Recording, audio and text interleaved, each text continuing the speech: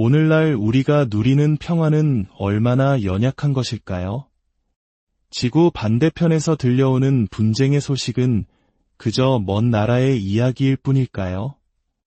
지금 이 순간에도 중동 지역은 급격한 변화의 소용돌이 속에 있습니다. 그리고 어떤 예언자들은 세상의 종말이 바로 그곳 중동에서 시작될 것이라고 말합니다. 전 세계의 헤드라인이 긴급 타전으로 뒤덮입니다. 이스라엘, 이란 핵시설의 대규모 공습 감행. 중동, 전면전 위기 직면. 분쟁 격화에 따른 제3차 세계대전 공포 확산, 이것은 단순히 자극적인 제목이 아닙니다. 전 세계를 극도의 긴장 상태로 몰아넣은 실시간 상황입니다. 이스라엘이 이란의 핵 프로그램을 무력화하기 위해 정밀하고 조직적인 선제 타격을 감행하자 이란은 수백 기의 드론으로 이스라엘을 향해 보복 공격을 시작했습니다. 이스라엘 방위군은 개전과 동시에 이란의 여러 지역에 흩어져 있는 핵 관련 시설을 포함한 수십 개의 군사기지를 타격했으며 이 과정에서 이란의 최고위급군 지휘관을 포함한 다수의 지도부가 사망했다고 발표했습니다. 텔아비브의 밤하늘을 가르는 공습 사이렌 소리, 이란의 공업지대에서 피어오르는 검은 연기 기둥, 하루가 다르게 치솟는 국제유가, 그리고 최고 경계태세에 돌입한 주변 국가들의 군대. 이것은 더 이상 소문이 아닙니다. 이것은 현실이며 온 지구가 숨을 죽인 채 이 모든 상황을 지켜보고 있습니다. 이스라엘과 이란 사이의 공방이 시작된 지 여러 날이 지났습니다. 이제 이것은 일회성 공습이나 제한적인 드론 공격이 아닙니다. 두 국가 간의 지속적이고 격화되는 군사적 충돌이 되었습니다. 매일 새로운 폭발 소식이 들려오고 더 강력한 보복이 이어지며 국제사회의 우려는 깊어만 갑니다. 민간인들은 추가 공격에 대비하고 있고 각국 대사관들은 자국민을 철수시키고 있습니다. 항공사들은 이 지역을 우회하는 항로를 택하고 있습니다. 온 세상이 불확실성과 공포 속에서 이 분쟁이 어떻게 전개될지 실시간으로 목격하고 있습니다. 소셜미디어는 종말에 대한 추측으로 들끓고 있습니다. 미사일 발사 장면, 폭격으로 폐허가 된 건물 영상, 긴급 분석을 담은 클립들이 순식간에 퍼져나갑니다. 마지막 때, 아마겟돈, 3차 세계대전과 같은 해시태그가 전 세계 트렌드를 장악하고 있습니다. 많은 이들에게 이 상황은 마치 잘 짜인 재난 영화의 한 장면처럼 느껴질 정도입니다. 그리고 이 모든 시선이 단 하나의 지역, 중동으로 향하는 것은 결코 우연이 아닙니다. 성경은 인류 역사의 마지막 장이 바로 이스라엘에서 펼쳐질 것이라고 분명히 말씀하고 있기 때문입니다. 그 무대는 미국도, 중국도, 러시아도 아닙니다. 이 시대의 마지막 장을 장식할 심장부는 바로 이스라엘입니다. 인류의 마지막 대전투, 가장 어두운 기만의 시간, 그리고 우리 주 예수 그리스도의 궁극적인 재림. 이 모든 것이 바로 이 작고 좁은 땅과 그 주변에서 전개될 것입니다. 예루살렘은 단순히 하나의 도시가 아닙니다. 그곳은 하나님의 예언적 시간표의 진원지입니다. 그곳에서 일어나는 일은 전 세계에 영향을 미칩니다. 최근 며칠간 이스라엘은 이란의 핵시설을 겨냥한 전면적인 군사작전을 개시했습니다. 전투기들은 이란 영공을 가로지르며 무기화를 위한 우라늄 농축시설에 정밀 유도 폭탄을 투하했습니다. 나탄즈와 이스파한, 그리고 테헤란 외곽의 견고한 벙커들에서 거대한 폭발이 일어났습니다. 온라인에 퍼지는 이미지들은 소름 끼칠 정도입니다. 하늘로 치솟는 거대한 연기구름, 밤을 대낮처럼 밝히는 화염, 그리고 공포의 진려 거리를 달리는 민간인들의 모습이 담겨 있습니다. 이것은 단순한 군사적 충돌을 넘어 지정학적 대지진이며 그 여지는 전 세계에서 감지되고 있습니다. 이란이 레바논, 시리아, 이라크의 동맹 민병대에게 지원을 요청했다는 보도가 나오면서 이 사태가 더 큰 지역 전쟁으로 번질 것이라는 공포가 커지고 있습니다. 헤즈볼라는 이스라엘 북부에 로켓을 발사했고 시리아는 골란 고원을 따라 군대를 집결시켰습니다. 지중해의 미 해군 함정들은 재배치되었습니다. 이 지역 전체가 작은 불꽃 하나로 거대한 화염에 휩싸일 수 있는 일촉즉발의 상황입니다. 이러한 혼란 속에서 과거 한 세계적인 지도자가 했던 말이 의미심장하게 들려옵니다. 그는 예언자들은 세상의 종말이 중동에서 올 것이라고 말한다고 언급했습니다. 그는 당시 세계에서 가장 강력한 국가의 지도자로서 많은 교회조차 이야기하기를 주저하는 사실을 공개적으로 인정한 것입니다. 바로 성경이 세상의 끝을 말하고 있으며 그 끝의 중심이 중동이라는 사실을 말입니다. 요한계시록은 바로 이 사실을 증언하고 있습니다. 인류 역사의 대단원이 중동에서 펼쳐질 것이라고 가장 명확하게 예언한 선지자 중 한 명은 바로 사도 요한입니다. 그는 성경의 마지막 책인 요한계시록의 저자입니다. 요한은 에게 해의 작은 그리스 섬, 반모섬에 유배되어 있을 때 이 놀라운 예언적 환상을 받았습니다. 그는 그 외딴 곳에서 끝없이 펼쳐진 푸른 수평선을 바라보았고 그때 하나님께서 하늘의 문을 여셨습니다. 요한이 본 것은 단순히 상징적이거나 은유적인 것이 아니었습니다. 그는 이 땅 위에서 실제로 일어날 사건들을 목격했습니다.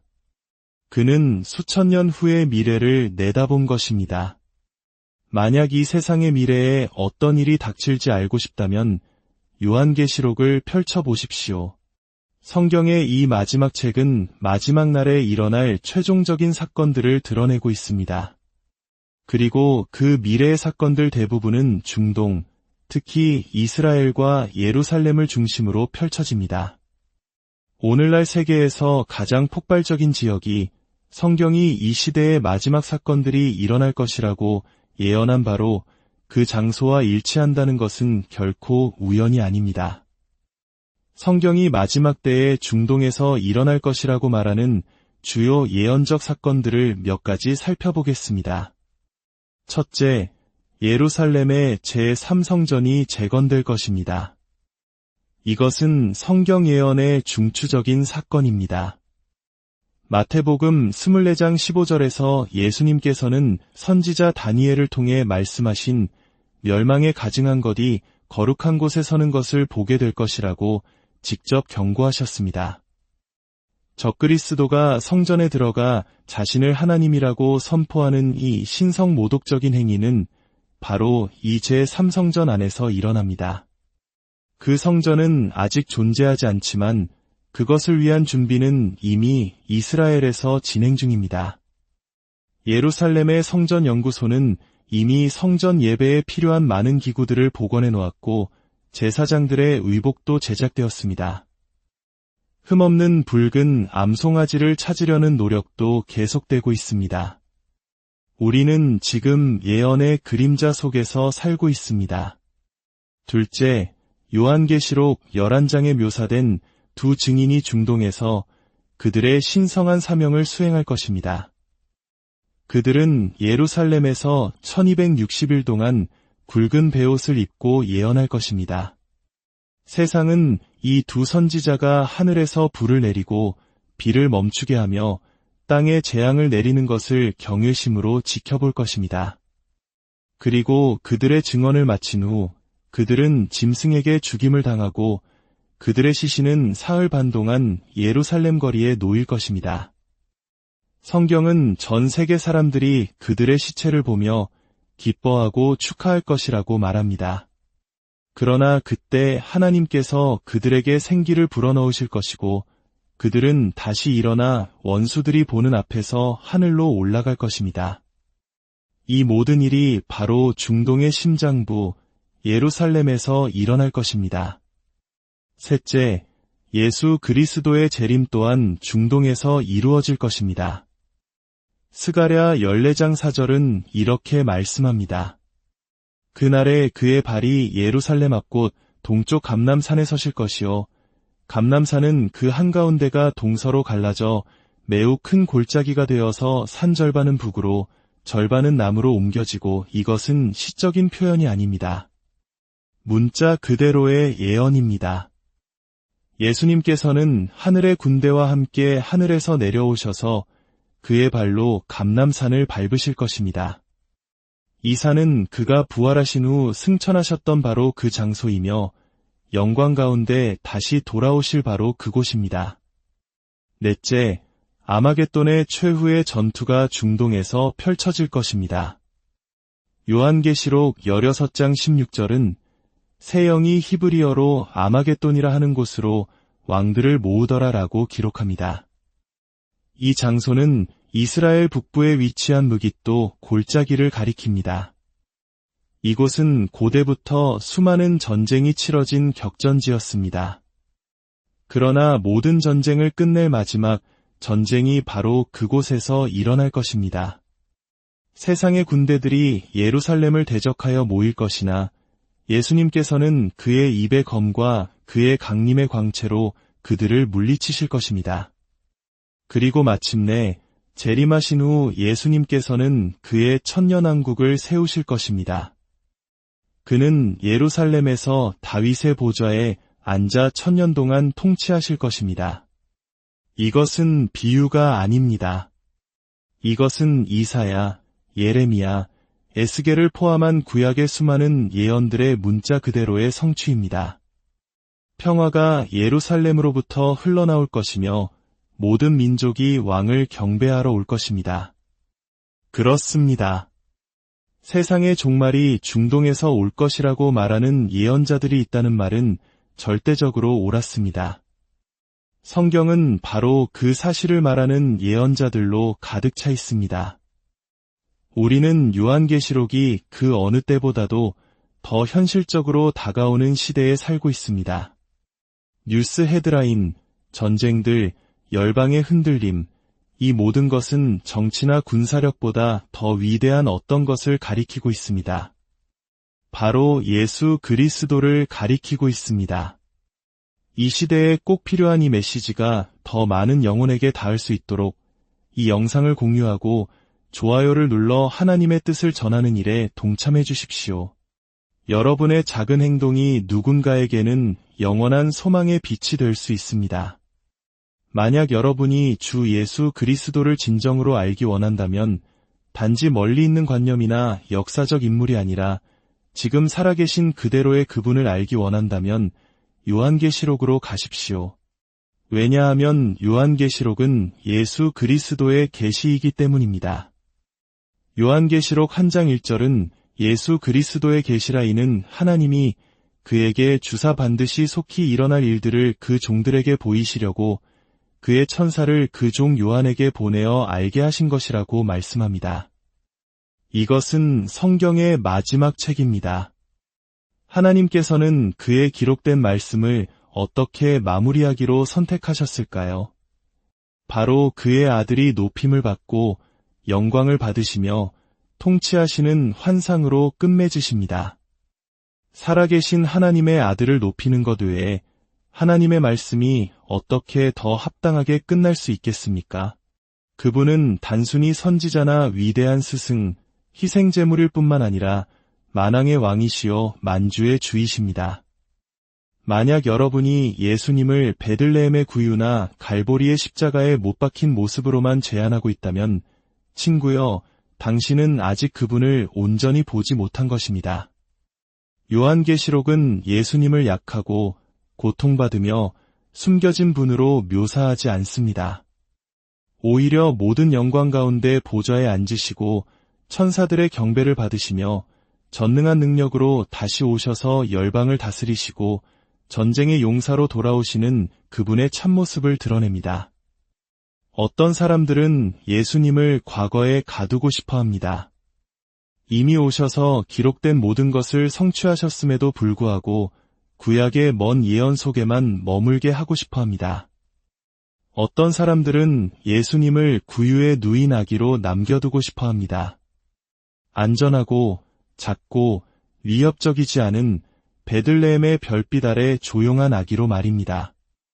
어떤 사람들은 예수님을 회당에서 질문하며 랍비들을 놀라게 했던 12살 소년으로 기억하고 싶어 합니다. 어떤 사람들은 예수님을 갈릴리 광야를 걸으시며 병든 자를 고치고 굶주린 자를 먹이시며 죽은 자를 살리셨던 겸손한 몫으로만 생각하고 싶어 합니다. 어떤 사람들은 예수님을 십자가 위에서 채찍에 맞고 피 흘리며 사람들에게 버림받으신 채 고통당하는 모습으로만 붙들고 싶어 합니다. 어떤 사람들은 예수님을 무덤 속에서 차가운 돌 뒤에 미동도 없이 누워 계신 모습으로만 남겨두고 싶어 합니다. 하지만 요한계시록은 그것을 허락하지 않습니다. 요한계시록은 휘장을 찢고 지금 살아계신 그대로의 예수님을 우리에게 보여줍니다. 이분은 위엄 있는 능력으로 서 계신 예수님이십니다. 이분은 눈이 불꽃 같으시고 목소리는 많은 물소리와 같으며 그의 임재 앞에 하늘이 떠는 바로 그 예수님이십니다. 요한계시록 19장은 말씀합니다. 그의 눈은 불꽃 같고 그 머리에는 많은 관들이 있고 그의 이름은 하나님의 말씀이라 칭하더라. 이분은 많은 면류관을 쓰신 예수님이십니다. 단 하나가 아닙니다. 왜냐하면 그분은 모든 왕국, 모든 권세, 모든 능력을 다스리시기 때문입니다. 이분은 흰말을 타고 오시는 예수님이시며 이로 심판하고 싸우시기 위해 오십니다. 이분은 세상이 조롱하거나 무시하는 그런 예수님이 아닙니다. 이분은 피 묻은 옷을 입고 다시 오실 분이며 그의 이름은 충신과 진실이요 그의 통치는 최종적입니다. 그의 옷과 넓적다리에 쓴 이름이 있으니 만왕의 왕이여 만주의 주라 하였더라. 그는 많은 왕 중에 한 명이 아닙니다. 그는 모든 왕 위의 왕이십니다. 그는 많은 주 중에 한 분이 아닙니다. 그는 모든 것 위의 주님이십니다. 이것이 바로 요한계시록이 드러내는 그리스도이십니다. 그리고 이분이 바로 우리가 오늘 무릎 꿇어야 할 그리스도이십니다. 단지 두려움 때문이 아니라 경배와 사랑으로 말입니다. 그러니 다음 전쟁이나 다음 예언을 그저 기다리지 마십시오. 여러분의 눈을 예수 그리스도께로 돌리십시오. 이제도 계시고 전에도 계셨고 장차 오시리. 그는 알파와 오메가여 시작과 끝이십니다. 그는 유다 지파의 사자여 죽임 당하신 어린 양이십니다. 그는 빛나는 새벽별이여 다윗의 뿌리이십니다. 그는 곧 오실 왕이십니다. 그리고 모든 것이 끝나고 새롭게 시작될 때 모든 무릎이 그 앞에 꿇고 모든 혀가 예수 그리스도는 주님이시라고 고백하여 하나님 아버지께 영광을 돌리게 될 것입니다. 이 말씀을 듣는 모든 분들의 삶에 혼란한 세상 속에서도 변치 않는 하나님의 크신 은혜와 평강이 강물처럼 흘러넘치기를 간절히 기도합니다.